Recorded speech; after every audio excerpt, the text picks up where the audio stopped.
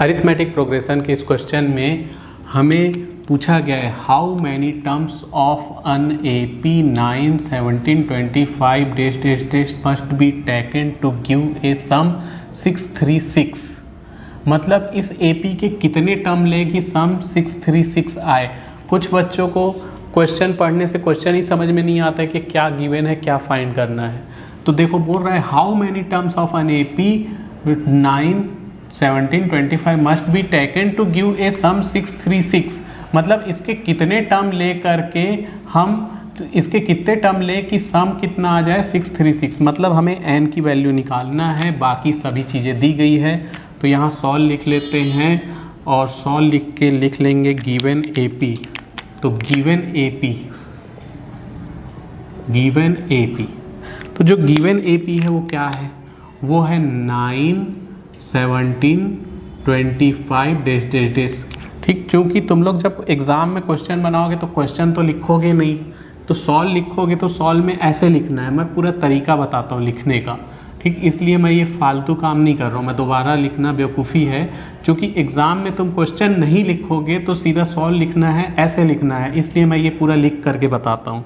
तो अब यहाँ ध्यान दे, यहाँ पर जो फर्स्ट टर्म है AP का फर्स्ट टर्म, तो फर्स्ट टर्म जिसको हम A से शो करते हो कितना है 9। कॉमन डिफरेंस जो है वो D है। Second term minus first term, तो second term minus first term, तो सेकंड टर्म हो जाएगा 17 हो जाएगा क्या है, और माइनस 9, तो 17 में से 9 को माइनस करेंगे तो 8 आ जाएगा। तो कॉमन डिफरेंस हो गया 8। अब साथ ही साथ यहाँ क्या गिवन है, Sn इक्वल टू 636 है, ये भी गिवन है। हमको क्या करना है, n की वैल्यू फाइंड करनी है। तो ये है क्वेश्चन का पूरा, तो ये है क्वेश्चन का ब्रीफ डिस्क्रिप्शन कि AP ये है, A फर्स्ट टर्म है, कॉमन डिफरेंस 8 है, Sn 636 है, n निकालना है। अब फॉर्मूला क्या होता है, तो यहाँ पर Sn, तो यहाँ फॉर्मूला लगाएंगे Sn का। Sn के दो फॉर्मूले होते हैं, तो हम कौन सा फॉर्मूला लेंगे, n/2 2a प्लस n-1d, ये वाला फॉर्मूला लेंगे।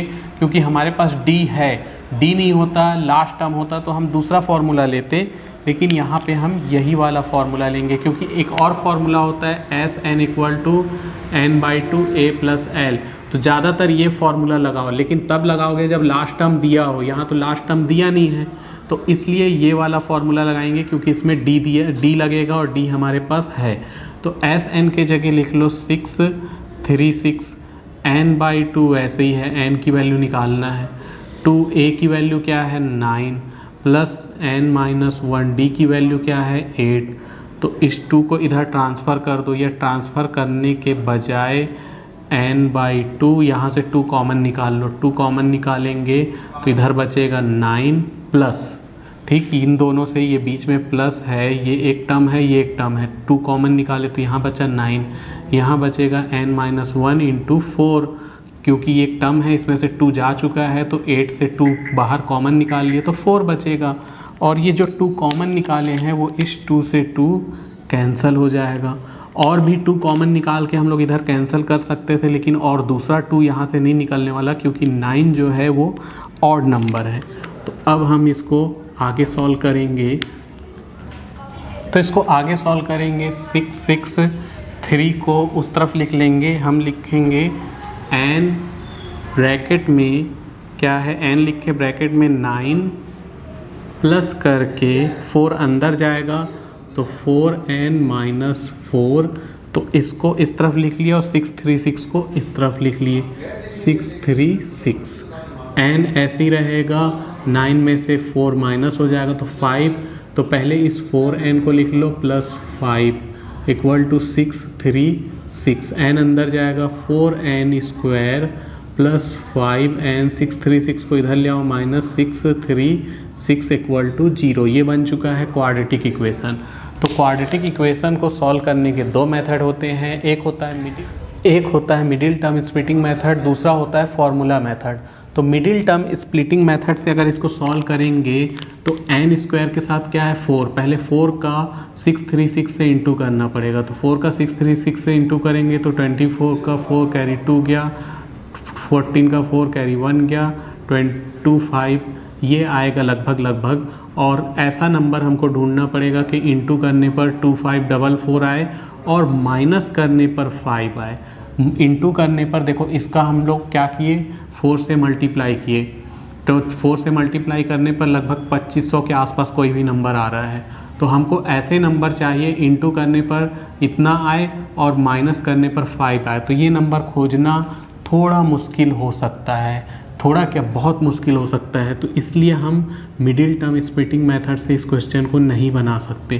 तो फार्मूला मेथड से बनाने के लिए पहले देखेंगे कि फार्मूला मेथड से भी तो कहीं ये टफ नहीं जा रहा है, चूँकि यहाँ पे b के जगह 5 है और 5 का स्क्वायर 25 सबको याद रहता है, तो ये फार्मूले मेथड से उतना टफ नहीं जाएगा। तो फार्मूले मेथड से सॉल्व करने के लिए हम इसके एन स्क्वायर के मल्टीपल को a बोलते हैं 4, एन के मल्टीपल को b बोलते हैं ये 5 है, और जो कांस्टेंट टर्म है उसको c बोलते हैं 636। फार्मूला होता है x equal to minus B plus minus under root B square minus 4ac, ये फार्मूला है, अपॉन में 2a। तो x के जगह n लिखना पड़ेगा, माइनस b के जगह 5 लिखना पड़ेगा, ठीक। तो 5 अकेला है, ब्रैकेट की क्या ज़रूरत है, प्लस माइनस अंडर रूट 5 का स्क्वायर माइनस 4, a की वैल्यू भी 4 है और c की वैल्यू क्या है माइनस 636, अपॉन में 2 इंटू a के जगह 4। तो n की जो वैल्यू है -5 प्लस माइनस अंडर रूट 5 का स्क्वायर हो जाएगा 25, माइनस माइनस प्लस 636 का 14 से इंटू करेंगे, 16 से इंटू करेंगे तो देख सकते हैं यहाँ पे 636 है और ये 4 इंटू 4 हो जाएगा 16।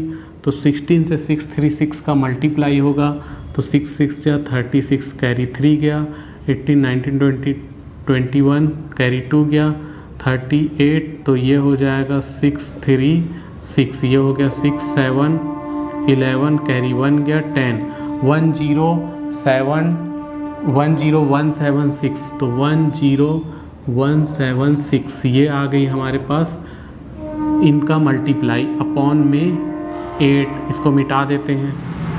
तो n equal to -5 plus minus इसको ऐड करेंगे तो ये हो जाएगा 1, फिर कैरी 1 गया तो ये हो जाएगा 0, फिर कैरी 1 गया ये 2, 10201 अपॉन में 8।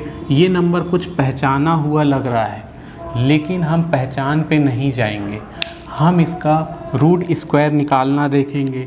तो रूट स्क्वायर इसका क्या होगा, तो लॉन्ग डिवीज़न मेथड से रूट स्क्वायर निकालने के लिए 10201 लिख दिए। यहाँ हम पेयर बनाएंगे इसको, तो ये पेयर बन गया, तो यहाँ बचा अकेला 1। ऐसा नंबर जिसका उसी से मल्टीप्लाई करने पर 1 से ज़्यादा ना हो तो वो नंबर होता है 1। तो 1 इंटू 1 तो वो नंबर है 1, तो 1 का 1 से इंटू किए तो 1, फिर यहाँ प्लस होता है इधर माइनस होता है, ये 2 हो जाएगा, यहाँ 0 2 उतरा।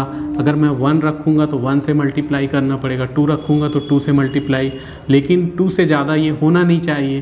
तो अगर 1 रखते हैं तो 1 से मल्टीप्लाई करेंगे तो ये 21 इससे ज़्यादा हो रहा है, तो 1 ना रख करके 1 से छोटा नंबर 0 रख के देखो। तो 0 रखे तो ये 0 0, तो 0 हाँ 2 से छोटा है तो 201 आया, और इधर ऐड कर दिए तो 20। अब मैं अगर 1 रखूँगा तो 1 का 1 से इंटू करेंगे तो 201, तो इस तरह से ये कैंसिल हो जाएगा और हमको 10201 का रूट स्क्वायर आ गया 101। इसको मिटा देते हैं तो n equal to -5 plus minus इसका हमने रूट स्क्वायर निकाला 101 अपॉन में 8। अब ध्यान दें जो है वो नंबर ऑफ टर्म है, नंबर ऑफ टर्म्स हमेशा पॉजिटिव होता है, इसलिए हम प्लस वैल्यू लेंगे, सिर्फ प्लस वैल्यू। तो टेकिंग प्लस वैल्यू लेंगे तो इधर जगह नहीं है, हम इधर लिख देते हैं प्लस वैल्यू लेंगे तो n equal to -5 plus minus e में ये वाला प्लस लेंगे, प्लस 101 अपॉन में 8, तो n की वैल्यू इसमें से 5 माइनस किए 101 में से तो 96 आ जाएगा। 96 को जब 8 से डिवाइड करेंगे तो n की वैल्यू 12, तो n की वैल्यू 12 आई है। क्वेश्चन में बोला था हाउ मैनी टर्म्स, तो 12 टर्म्स, तो n की value 12, this is answer. Question में बोला था how many terms of an AP must be taken to give a sum, मतलब इसके कितने टर्म को ले कि सम 636 आए, तो इस एपी के 12 टर्म को लेने पर सम 636 आएगा, यानी n = 12 हमारा आंसर है।